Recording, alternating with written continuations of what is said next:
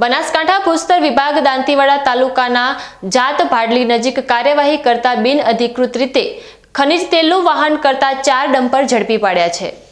વિભાગે 1 કરોડથી વધુનો મુદ્દામાલ કબજે કરીને આગળની કાર્યવાહી હાથ ધરી છે। દાંતીવાડાના જાત ગામને અડીને પસાર થતી સીપુ નદીમાં મોટા પાયે ગેરકાયદેસર રીતે રેતી ખનન ચાલી રહ્યું હોવાની માહિતી મળતા ભૂસ્તર વિભાગે આ કાર્યવાહી કરી હતી। અગાઉ પણ અહીંથી રેતી ચોરી પકડાઈ હોવા છતાં ખનિજ માફિયાઓ બેકાબૂ બન્યા છે અને દૈનિક હજારો મેટ્રિક ટન રેતી ચોરી કરી રહ્યા છે। મળતી માહિતી અનુસાર જાત પાસે આવેલા એક મોટા પુલ નીચેથી પસાર થતી સીપુ નદીના પટમાં મોટા પ્રમાણમાં રેતીનો ખનિજ ભંડાર આવેલો છે।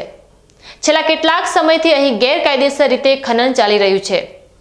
ભૂતકાળમાં ઘણી વખત રેતી ચોરી પકડાઈ હોવા છતાં ખનન માફિયાઓ દ્વારા નવા માણસોને લાવીને ફરીથી આ કાળો કારોબાર ચાલુ કરી દેવામાં આવે છે।